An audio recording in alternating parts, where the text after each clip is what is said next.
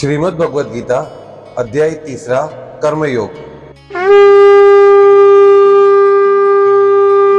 अर्जुन बोले, हे जनार्दन, यदि आपको कर्म की अपेक्षा ज्ञान श्रेष्ठ मान्य है तो फिर हे केशव, मुझे भयंकर कर्म में क्यों लगते हैं?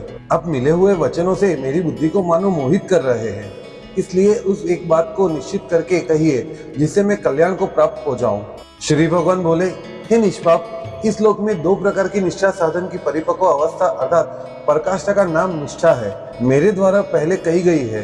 उनमें से सांख्य योगियों की निष्ठा तो ज्ञान योग से माया से उत्पन्न हुए संपूर्ण गुण ही गुणों में बरतते हैं, ऐसे ही समझकर तथा मन, इंद्रिय और शरीर द्वारा होने वाली संपूर्ण क्रियाओं में कर्तापन के अभिमान से रहित होकर सर्वव्यापी सच्चिदानंद घन परमात्मा में एक ही भाव से स्थित रहने का नाम ही ज्ञान योग है। इसी को संन्यास, सांख्य योग आदि नामों से कहा गया है। और योगियों की निष्ठा कर्म योग से फल और आसक्ति को त्याग कर भगवद ज्ञान अनुसार केवल भगवत समत्व बुद्धि से कर्म करने का नाम निष्काम योग है। इसी को समत्व योग, बुद्धि योग, कर्म योग, तदत कर्म, मदत कर्म, मत कर्म आदि नामों से कहा गया है। मनुष्य न तो कर्मों का आरंभ किए बिना निष्कर्मता जिस अवस्था को प्राप्त हुए पुरुष के कर्म अकर्म हो जाते हैं अर्थात फल उत्पन्न नहीं कर सकते, उस अवस्था का नाम ही निष्कर्मता है, यानी योग निष्ठा को प्राप्त होता है। और न कर्मों के केवल त्याग मात्र से सिद्धि यानी सांख्य निष्ठा को ही प्राप्त होता है। निसंदेह कोई भी मनुष्य किसी भी काल में क्षण मात्र भी बिना कर्म किए नहीं रहता, क्योंकि सारा मनुष्य समुदाय प्रकृति जनित गुणों द्वारा परवश हुआ कर्म करने के लिए बाध्य किया जाता है। जो मूढ़ बुद्धि मनुष्य समस्त इंद्रियों को हठ पूर्वक ऊपर से रोककर मन से उन इंद्रियों के विषय का चिंतन करता रहता है, वह मिथ्याचारी अर्थात दंभी कहा जाता है। किंतु हे अर्जुन, जो पुरुष मन से इंद्रियों को वश में करके अनासक्त हुआ समस्त इंद्रियों द्वारा कर्मयोग का आचरण करता है, वही श्रेष्ठ है। तू शास्त्र विहित कर्तव्य कर्म कर, क्योंकि कर्म न करने की उपेक्षा कर्म करना श्रेष्ठ है तथा कर्म न करने से तेरा शरीर निर्वाह भी नहीं सिद्ध होगा। यज्ञ के निमित्त किए जाने वाले कर्मों से अतिरिक्त दूसरे कर्मों में लगा हुआ ही मनुष्य समुदाय कर्म से बनता है। इसलिए हे अर्जुन, तू आसक्ति से रहित होकर इस यज्ञ के निमित्त ही भली भांति कर्तव्य कर्म कर। प्रजापति ब्रह्मा ने कल्प के आदि में यज्ञ सहित प्रजाओं को रचकर उनसे कहा कि तुम लोग इस यज्ञ द्वारा बुद्धि को प्राप्त हो और यह यज्ञ तुम लोगों को इच्छित भोग प्रदान करने वाला हो। तुम लोग इस यज्ञ द्वारा देवताओं को उन्नत करो और वे देवता तुम लोगों को उन्नत करें। इस प्रकार निस्वार्थ भाव से एक दूसरे को उन्नत करते हुए तुम लोग परम कल्याण को प्राप्त हो जाओगे।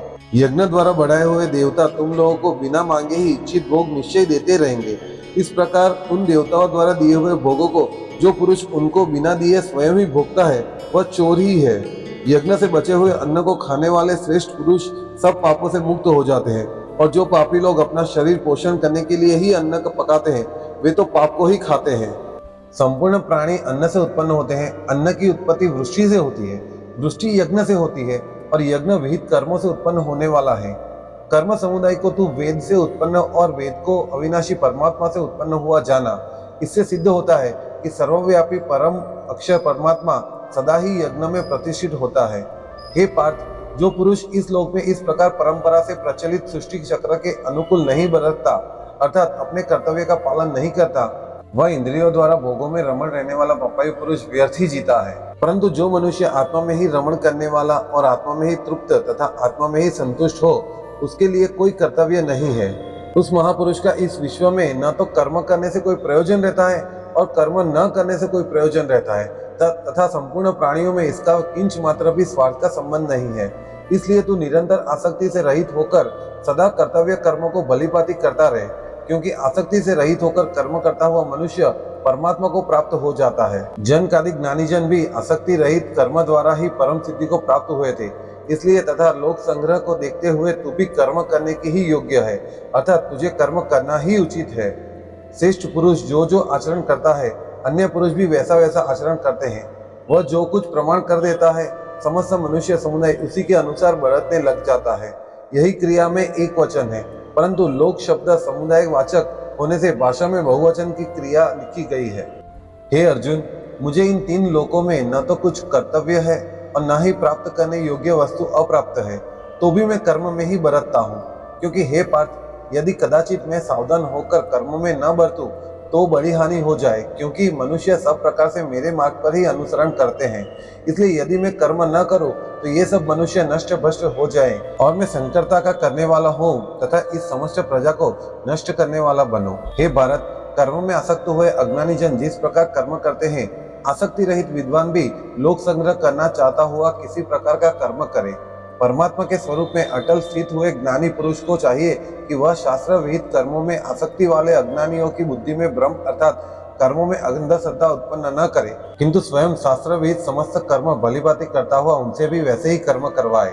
वास्तव में संपूर्ण कर्म सब प्रकार की प्रकृति के गुणों द्वारा किए जाते हैं, तो भी जिसका अंतःकरण अहंकार से मोहित हो रहा है, ऐसा अज्ञानी मैं करता हूँ ऐसा ही मानता है। परंतु हे महाबाहो, गुण विभाग और कर्म विभाग के तत्वों को जानने वाला ज्ञान योगी संपूर्ण गुणों ही गुणों में बरत रहते हैं, ऐसा समझकर उनमें आसक्ति नहीं होता। प्रकृति के गुणों से अत्यंत मोहित हुए मनुष्य गुणों में और कर्मों में आसक्त रहते हैं। उन पूर्णतया न समझने वाले मन बुद्धि अज्ञानियों को पूर्णतया जानने वाले ज्ञानी विचलित न करे।